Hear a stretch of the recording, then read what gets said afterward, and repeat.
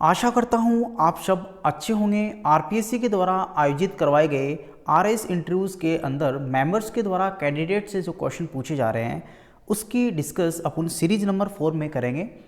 मैं दीपक कारवाल एक बार फिर आपके सामने लेके आया हूँ लेटेस्ट अपडेट, जो कि आरएस इंटरव्यूज़ के दौरान हाल ही में यहाँ पे जो क्वेश्चन पूछे जा रहे हैं मेंबर्स के द्वारा कैंडिडेट से, तो उसकी डिस्कस इस वीडियोज़ के माध्यम से करेंगे। पहले क्वेश्चन की ओर अपने यहाँ पे चलेंगे तो आप लोग यहाँ पे स्क्रीन पे देख पा रहे हैं, विश्व की प्रथम कागजी मुद्रा किस देश के द्वारा यहाँ पे जारी की गई थी। तो विश्व की सबसे पहली कागजी मुद्रा की बात करें तो संसार में चीन देश जो है उसके द्वारा यहाँ पे शुरुआत इसकी की गई थी, जो कागज़ के करेंसी नोट जो आते हैं। अगले क्वेश्चंस की बात करेंगे तो अगले क्वेश्चन में भावनात्मक बुद्धिमत्ता के मुख्य घटक आपके अनुसार कौन कौन से होते हैं। ये आपका सिचुएशनल एक एथिकल क्वेश्चंस हैं, आप लोग उसको सोल्व कीजिएगा। तो यहाँ पे भावनात्मक बुद्धिमत्ता या फिर आप ईआई यानी कि इंटेलिजेंस आप इसको कह सकते हैं, अपनी और अपने आसपास के लोगों की भावनाओं को समझने और उससे संबंधित करने की क्षमताओं के बारे में आप लोग इसको समझा सकते हैं। इसके मुख्य कंपोनेंट्स यानी घटक की बात करें तो self awareness, social awareness, self control, कुछ इन्फ्लुएंसेस जो होते हैं वो इसके मुख्य घटक के रूप में आप लोग कह सकते हैं। नेक्स्ट क्वेश्चंस की बात करेंगे, मेंबर्स के द्वारा यहाँ पे पूछा जाता है सॉफ्ट पावर बढ़ाने में नैतिकता और मूल्यों की मुख्य भूमिका क्या रहती है। तो इसका भी आपको सिचुएशनल एथिकल एक एनालिटिकल क्वेश्चंस का आंसर आप लोग यहाँ पे देंगे। तो मेरे अकॉर्डिंग इसके आंसर की अगर बात करें तो सॉफ्ट पावर संस्कृति और मूल्यों के कारण एक देश की छवि दूसरे देश के हितों से समझौता किए बिना राष्ट्रीय हितों की सुरक्षा करती है। साथ ही इससे संबंधित नैतिकता और देश के प्राचीन मूल्य, उदाहरण जिस प्रकार से भारत में वसुधैव कुटुंबकम का विचार राष्ट्रीय गौरव को पुनर्जीवित यहाँ पे करता है और देश की शांतिपूर्ण छवि का निर्माण भी यहाँ पे करता है। तो इस प्रकार के थोड़ी टफ लैंग्वेज में भी आप लोग यहाँ पे क्वेश्चंस ना बनाए तो ठीक है, आप इजी लैंग्वेज में अपने अकॉर्डिंग इसको दे दीजिएगा। अगले क्वेश्चन भी यहाँ पे सिचुएशनल क्वेश्चन है, जो कि कॉर्पोरेट सामाजिक दायित्व है, कंपनियों को अधिक लाभ मिलता है असामान्य व्यक्ति की तुलना में। तो इस क्वेश्चंस के आंसर को आप लोग अपने अकॉर्डिंग इसको दे दीजिएगा। जो कॉर्पोरेट बड़े बड़े जो सेक्टर्स होते हैं उसके कंपैरेटिव में जो लोअर लेबर्स होती है या फिर आप कह सकते हो गरीब लोग जो होते हैं उसके कंपैरेटिव में उनको बेनिफिट ज़्यादा मिलता है एज कम्पेयर टू द आपका गरीब यानी पुअर फैमिलीज़ को। तो इसके रिगार्डिंग में आपको यहाँ पे क्वेश्चंस के आंसर को यहाँ पे डिजाइन करना है। अगले क्वेश्चंस की यहाँ पे बात करेंगे तो अगला क्वेश्चन भी मेंबर्स के द्वारा यहाँ पे कैंडिडेट से पूछा गया है, वास्तविक के और अवास्तविक याचिकाओं को अलग करने के लिए आप क्या सुझाव यानी कि क्या उपाय इसके लिए सजेस्ट करेंगे। तो जो वास्तविक के और अवास्तविक याचिकाएं हैं, जो वास्तविक रूप से रीट्स जो लगाई जाती है कोर्ट्स में डिफरेंट केसेस या फिर डिफरेंट इश्यूज़ के लिए, उसके रिगार्डिंग में उसके बाद में जो अनरियल जो फैक्ट्स होते हैं या फिर झूठी जो तारीफ रीट यहाँ पे कोर्ट के द्वारा यहाँ पे लगाई जाती है, तो उनमें मुख्य जो उनका उद्देश्य जो होता है वो यहाँ पे आपको अपने वर्ड्स में समझाना है। अगले क्वेश्चंस की बात करेंगे तो 2018 का आरटीआई अधिनियम प्रशासनिक पारदर्शिता एवं जवाबदेही की परिकल्पना यहाँ पे करता है। अधिनियम आमतौर पर कदाचित मनमाना प्रशासनिक व्यवहार एवं कार्यों पर रोक लगाने में कार्यरत है। तो इसके आंसर की अगर बात करें तो इसका आंसर भी आप अपने लेवल पे देने की कोशिश करें, क्योंकि इस प्रकार के क्वेश्चंस के आंसर अगर आप लोग ज़्यादा डिजाइन करेंगे तो बेटर रहेगा, आपका भी माइंड सेटअप जो है वो उसके रिगार्डिंग में अच्छा होगा। अगले क्वेश्चंस की ओर अपने यहाँ पे चलते हैं। कुछ ऐसे नागरिक हैं जो अपने लिए याचिका फाइल करने के बजाय दूसरे के हितधारकों के लिए याचिका फाइल करते हैं और इसके द्वारा अपना स्वार्थ भी आगे रखते हैं, और इसके बारे में आपकी क्या राय आप इसके बारे में देना चाहेंगे, कहाँ तक ये सही है, कहाँ तक ये चीज़ें गलत है, इसके बारे में आपको यहाँ पे बताना है। तो इसके बारे में मुख्य कारण आगे अगर बात करें, पब्लिक में उन लोगों का ना आना और इनडायरेक्टली उन लोगों को हेल्प भी आप कह सकते हो, या फिर हेल्प के बदले वो लोग अपना एक व्यक्ति विशेष से अपना काम निकलवाना चाहते हैं ओपनली मार्केट में या ओपनली पब्लिक्स में ना के। तो आप लोग इस प्रकार के आंसर भी डिजाइन कर सकते हैं। आई होप इससे बेटर आंसर आप लोग यहाँ। तो चलिए अगले क्वेश्चन की ओर अपने यहाँ पे बढ़ते हैं। एक भवन जिसे 3 मंजिल बनाने की अनुमति यहाँ पे दी गई थी, उसे अवैध रूप से ठेकेदार के द्वारा 10 मंजिल बनाया गया और वह लास्ट में ढह गया। इसके कारण कई निर्दोष मजदूर, जिसमें महिलाएं भी इसमें शामिल थे, बच्चे भी शामिल थे, सब मारे गए। ये सब मजदूर विभिन्न भिन्न क्षेत्रों से आए हुए थे। सरकार द्वारा मृतक परिवारों को नगद मुआवजा यानी कि कुछ इंसेंटिव आपको देके उनको इनाम दे दिया गया, कुछ इनकम जो नगद राशि है वो दे दी गई। और ठेकेदार को गिरफ्तार भी यहाँ पे कर लिया गया। देश में आम बातें इस प्रकार की होती जा रही हैं, इसके बारे में या फिर इस प्रकार की घटनाओं के बारे में आपका क्या राय है? आप उसके बारे में क्या कहना चाहेंगे? किस प्रकार से इनको आप लोग कंट्रोल करेंगे? किस प्रकार से इस प्रकार की घटनाओं को सीमित समय में आप लोग कंट्रोल कर पाएंगे? तो इसके आंसर की अगर बात करें तो आप डिफरेंट सर्कमफ्रेंसेस में आप लोग इसके आंसर का डिज़ाइन कर सकते हैं। मेरे द्वारा जो बनाया गया है वो आपका, इसका मुख्य कारण लेबर को प्रॉपर सेफ्टी ना देना हो सकता है। उसके बाद में सेफ्टी अगर प्रोवाइड नहीं की जा रही तो कुछ केसेस में उनको नॉमिनल इंश्योरेंस भी नहीं दिया जा रहा, जिससे अगर वो क्लेम करना चाहें तो किस पे करें।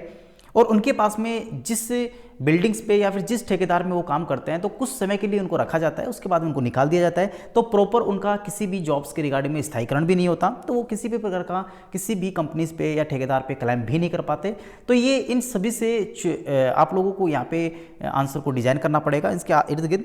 अगले क्वेश्चन की बात करेंगे, दुनिया का सबसे बड़ा और व्यस्तम नेटवर्क कौन सा है? तो आप लोग यहाँ पे इसका स्ट्रेट फॉरवर्ड आंसर है इंटरनेट। अगर बात करें तो दुनिया का सबसे बिजी और सबसे व्यस्तम आप लोग इसको कह सकते हैं। अगले क्वेश्चन की बात करें तो मनोरंजन के क्षेत्र में विकल्प काफ़ी असीमित हो चुके हैं। इसके माध्यम से हम फिल्में, गाने, वीडियोस, अनेक प्रकार की जो न्यूज़ है वो आप लोग यहाँ पे सुन सकते हो। इसका मुख्य रीज़न किसके कारण ये संभव हो पाया?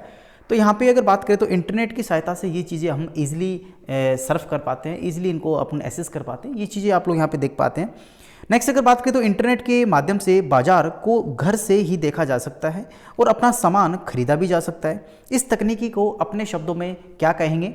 तो ये इंटरनेट से संबंधित क्वेश्चंस हैं जो कि आप लोगों को जनरल अवेयरनेस में आप लोगों ने पढ़े होंगे। तो इसके राइट आंसर की अगर बात करें तो इस प्रकार की जो प्रोग्राम का अगर बात करें तो ये ई कॉमर्स कहलाती है, जिस पे आप लोग घर बैठे मार्केटिंग कर सकते हैं। डिफरेंट प्रकार के जो वस्तुएं हैं वो अपने घर पे ही आप मंगवा सकते हैं।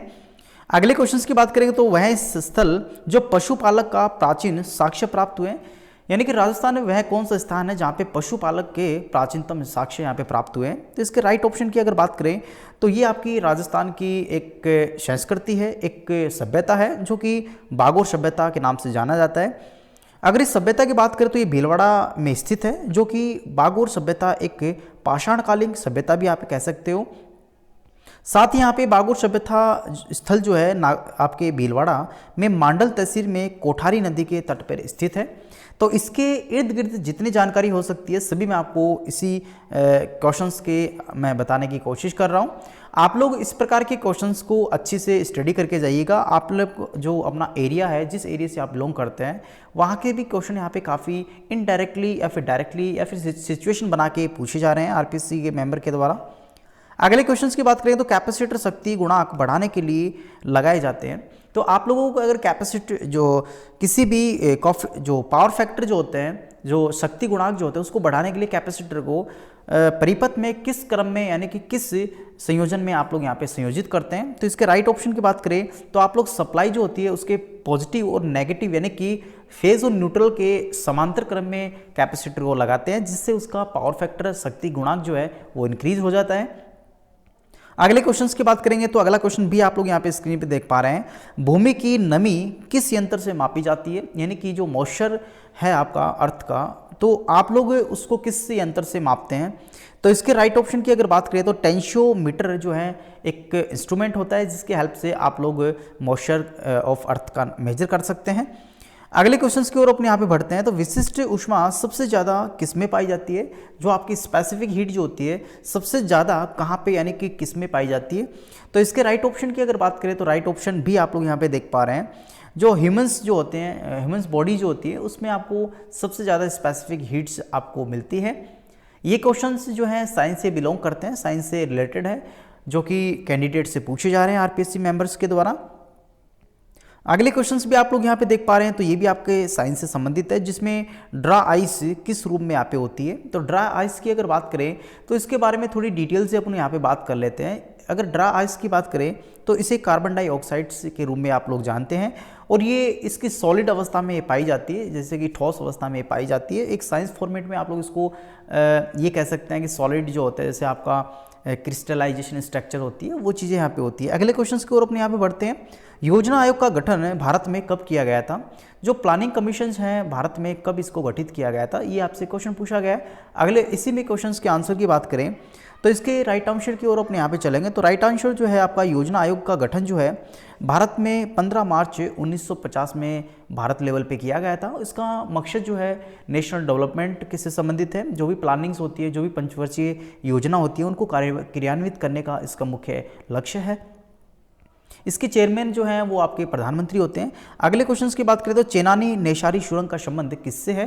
तो चेनानी नेशारी सुरंग की अगर बात करें तो ये हाल ही में इसका इनॉर्गेशन किया गया था जम्मू कश्मीर में।